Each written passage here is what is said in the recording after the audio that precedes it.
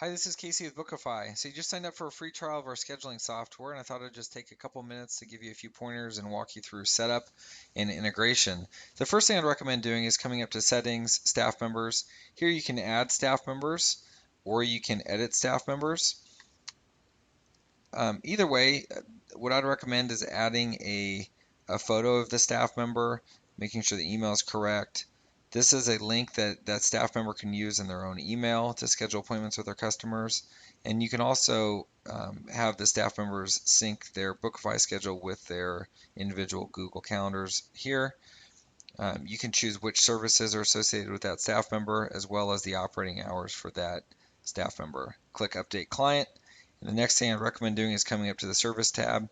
Here you can add services or categories. Categories can either be a type of service or it can be a location. So you can say location 1 as category 1, or you can have it say what we do as new customers.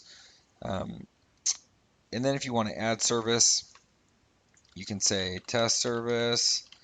We want to charge $50 for the service. It's going to be a 45-minute service, and we use the buffer time to allow us 15 minutes time between appointments to clean up or prepare.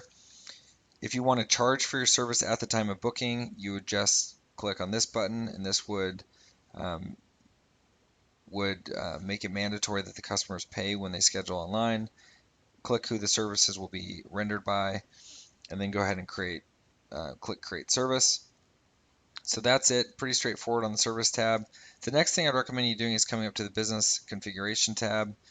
On this page, you want to add your logo, go through here and just fill out all the information, pretty straightforward. And then come up to Booking Policies. These tabs here determine if you want your reviews to be embedded, if you want them to be displayed publicly at all, if you even want review requests to be sent to your customers. And then these tabs are for whether or not you want your customers to see the staff members when they're booking or just pick the next available staff member. If you're an admin, is a staff member, so solo operators that are a single person that's an admin and a staff member would keep this as green. If you are an admin that does not take appointments, you would unclick that. Appointment lead time, this determines how far in advance an appointment can be made. Here we determine how far in advance an appointment needs to be rescheduled, choosing your time format here. Booking slots can go as low as 5 minutes up to 60 minutes. Currency settings, the reminder set between 1 hour and 72 hours in advance. Any notes you want to add, go ahead and click Update Information.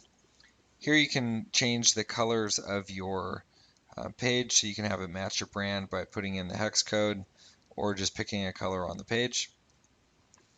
You can also add a special text note that goes above the calendar.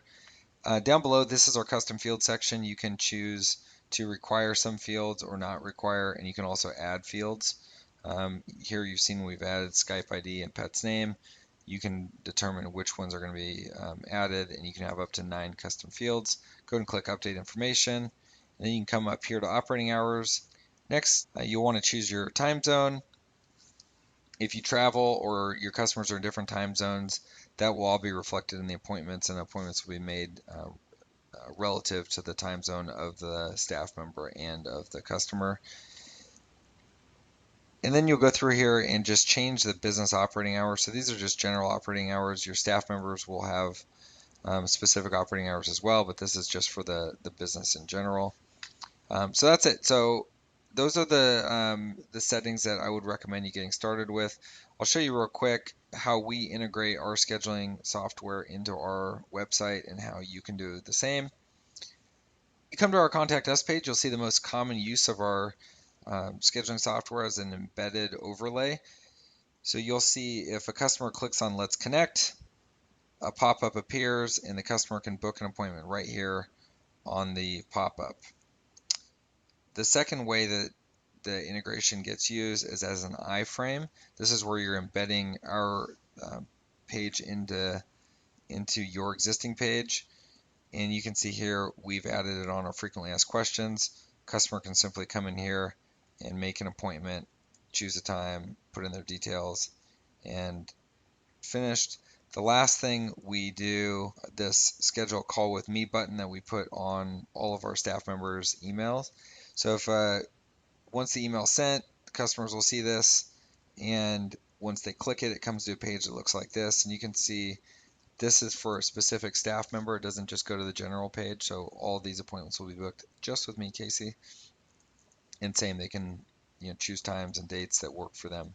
So that's it. Those are the three integrations: the email, the iframe, and the pop-up. And if you have any questions or you need help setting up your account, we're always here for you. You can call us at 800-849-9934, or you can always chat with us, the button at the bottom, and we will do our best to help you out. Thank you so much for being a valued customer, and we look forward to serving you.